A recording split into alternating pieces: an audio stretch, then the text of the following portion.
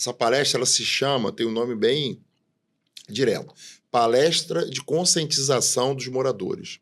É uma oportunidade que a gente tem de tentar conscientizar ali os moradores, pelo menos um núcleo duro, né? As pessoas falam assim, mas aqui moram 100 pessoas, vão vir 20. Não importa, já é um núcleo duro, já é um começo. Eu até recomendo para o síndico, olha, faz um encontro mensal aos sábados de manhã, com café da manhã, e aí você fala um pouquinho de segurança, fala um pouquinho da obra que vai aparecer aí, que né, você precisa dar conhecimento pessoal. É uma maneira de você estreitar um relacionamento e na parte de segurança, né, que me cabe, você começar a discutir alguns assuntos, e colocando, trazendo o pessoal, mostrando para eles, aquele basicão, mas que acontece, da pessoa segurar a porta para um estranho entrar.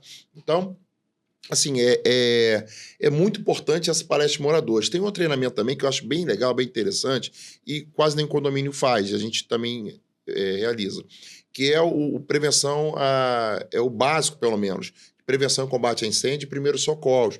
É um treinamento para a vida. Você fala assim, qual é o público-alvo desse? Todo mundo. Todo mundo. Pode ser o síndico, o porteiro, pode acontecer morador, qualquer o filho momento. do morador, se for um adolescente, porque é exatamente isso. Acontece a qualquer momento, a qualquer hora. E como acontece a qualquer momento, a maioria dos adultos que têm saúde e força podem estar trabalhando e no condomínio ter só os adolescentes, os idosos, as crianças, os colaboradores. E aí todo mundo precisa treinar. Outro dia eu estava vendo um vídeo na internet que um adolescente de uns 15 anos salvou a vida, que deveria ser do irmão dele, de uns 10, que engasgou, fazendo a manobra, entendeu? Então, é muito importante. Então, esses treinamentos para os moradores é importante. É um treinamento para a vida também, entendeu? Mas a participação deles é vital. Não tem como se fazer segurança sem a participação deles. João, eu acho muito engraçado, porque assim, você falando sobre primeiros socorros, eu me lembro daqueles eventos, né? Eu sou de 1973, né, gente? Eu sou da época da escola pública. A escola pública fazia passeios maravilhosos. Eu não sei se você estudou em escola pública. Estudei.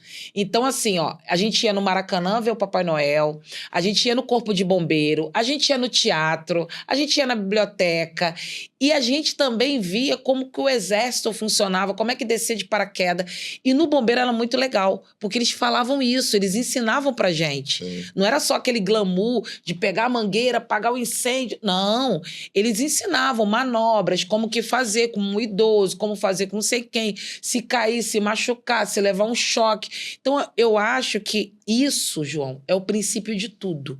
Eu acho que, na verdade, nós viemos aqui para evoluir. E nós precisamos saber um pouquinho de tudo, até na própria academia.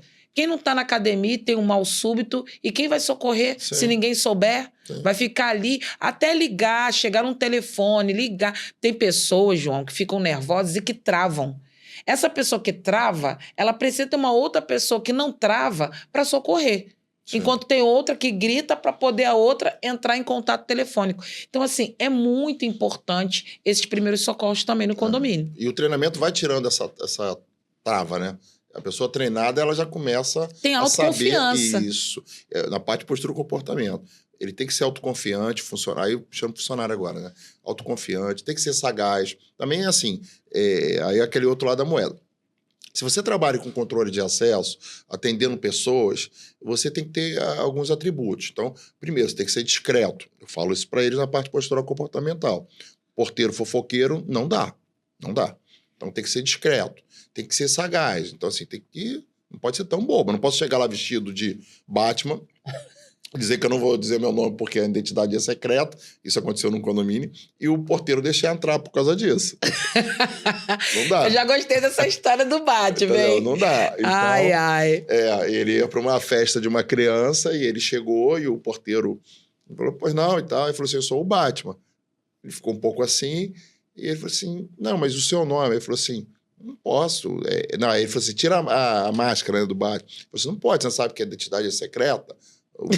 Aí ele insistiu tanto que o porteiro deixou. E era para uma festa de criança. Então, assim, você tem que ter um pouco de sagacidade também, né? Então, não dá para ser tão... A gente está rindo aqui, mas o assunto é muito sério, Sim. né? As pessoas, elas ficam, às vezes, também no meio de uma grande dúvida.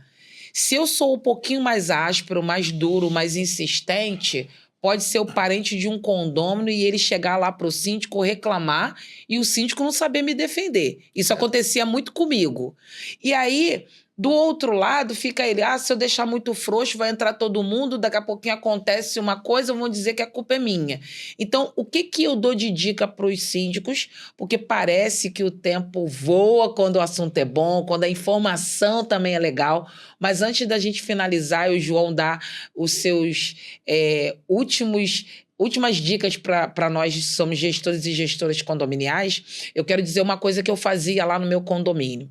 O meu síndico, ele tinha total apoio meu. Eu, como gestora, sou mediadora de conflito. Se o condômino reclamou sobre alguma coisa, principalmente nessa parte de segurança, meu primo vem aqui todo dia ele pede o documento. E se o porteiro que está lá é um porteiro que está cobrindo férias? E se o porteiro que está lá... Gente, a cabeça humana não é obrigada a lembrar do rosto de todo mundo que mora no condomínio. A cabeça humana não é obrigada a gravar o carro de todo mundo. E aí o que acontece? Mas ele é meu irmão, ele parece comigo. Mas não é você, amigo. Ele está protegendo você, não era para você estar reclamando. Era para você dizer que ele está de parabéns, porque ele está fazendo o protocolo. Não é isso, João? Então eu quero que você finalize, dando mais uma dica para os nossos gestores. A gente vai estar lá no dia 30 de outubro, né, no CADEG, comemorando o 4º aniversário do projeto Chá das Síndicas, e o João vai estar lá para tirar todas as suas dúvidas, fazer orçamento para poder ir no seu condomínio. Aproveitem essa pessoa que sabe tudo de segurança para poder ajudar você a treinar a sua equipe, a conscientizar os seus condôminos, porque a gente também tem que passar essa confiança para os porteiros. Você tem que confiar na sua equipe, através do momento que você investe neles, que você treina, que você fez a consultoria para ver aonde que é a brecha da segurança, você tem que dar a eles confiança para eles dizerem um não educado. Sim. Você falou uma outra coisa que eu falo muito nas palestras, né? Eles ficam até um pouco surpresos. Eu, muitas vezes, começo palestras dizendo o seguinte: vocês não são obrigados a reconhecer ninguém. Aí fica um silêncio, assim, né? Nem moradores. Aí que fica um silêncio danado, né? Porque tem que fazer isso com perfeição é a tecnologia. Vocês têm que fiscalizar. Porque a partir do momento que vocês são obrigados, dizem para você que você é obrigado a conhecer todo mundo, e num condomínio talvez de 32 unidades, com o tempo, até dá. Agora, 320 não tem como. Então, cuidado. Porque também nesse de 32, daqui a pouco vão te cobrar de você conhecer todos os parentes do morador.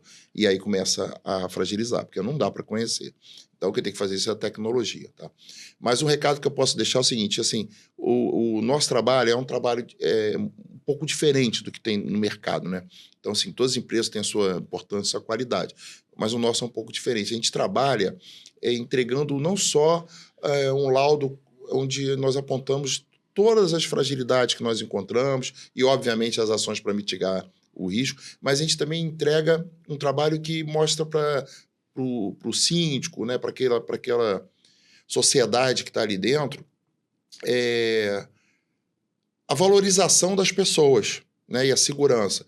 Não só dos funcionários, mas dos moradores também. A gente tem que dar qualidade, eu gosto de insistir nisso, para quem trabalha ali e está fazendo a nossa proteção. A gente tem que ter um condomínio agradável, um ambiente que você não precisa dificultar a entrada de ninguém, mas tem que ter, sim, alguma regra, porque o dia que alguém entrar e acontecer alguma coisa, como você falou, o condomínio ele fica marcado, fica com uma sequela muito grande emocional. Então, assim, o nosso trabalho ele é de segurança, mas também ele acaba entregando um bem-estar, um profissionalismo para aquele ambiente, para aquela mini sociedade que é aquele condomínio ali, seja de 20 unidades, seja de 100 unidades. Você fez uma pergunta que acabou que a gente conversou outros assuntos e eu não respondi. A portaria remota também eu acho interessante. A gente faz esse trabalho também, que é o quê? O condomínio fala assim, eu estou pensando em colocar a portaria remota. Aí está lá com 3 propostas diferentes. E muitas vezes diferentes mesmo, né? E aí dá para você fazer um estudo para ver, primeiro, qual a proposta melhor, para não ter pegadinha. Segundo, para ver se o nosso condomínio se vai ter alguma vantagem, né? E eu costumo dizer aquilo, o funcionário que vai ficar ali, ele vai ficar de concierge, um nome mais bonito, né? Vai ficar de concierge. Então, a portaria vai fazer o papel do porteiro e ele vai ficar ali de concierge. Assim, para condomínios grandes, eu acho que elas não funcionam muito grandes, né? A partir de 80, 100 unidades, ela já começa a ter um pouco de dificuldade, tá? Mas condomínios de 30, 40, 50, ela funciona muito bem. Funciona muito bem. Mas é caso a caso, como é o nosso trabalho, que é um trabalho customizado, também é importante. Não tem receita de bolo, Ana. Você pode ter o mesmo condomínio na rua, um igualzinho, pela mesma construtora, do outro lado da rua. Talvez a solução que a gente vai apresentar aqui seja um pouco diferente, ou até muito diferente dessa aqui, porque é uma sociedade diferente, né? Uma estrutura que já foi crescendo de outra forma. Enfim, é um trabalho bem customizado. Até porque quando você deve ir lá para poder analisar, para poder passar o seu orçamento, né? Você deve ver também, quando você conversa com o síndico, você deve ver também como é que é o perfil das pessoas que moram naquele condomínio.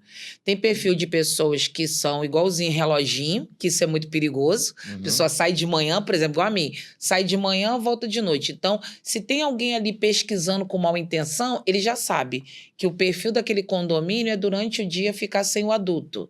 E que fica com muitos colaboradores, que fica com muitos idosos, ficam muito adolescentes. Porque aí eles veem aquele ou vazio e eles veem aquela fragilidade. Eu costumo dizer que o crime, realmente, ele está se profissionalizando e ele fica te pesquisando.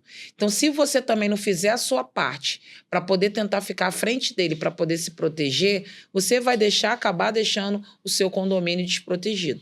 Porque assim, você falou uma coisa muito interessante, também falo bastante isso. Hoje, onde você vai entrar desarmado, muitas vezes sendo menor de idade,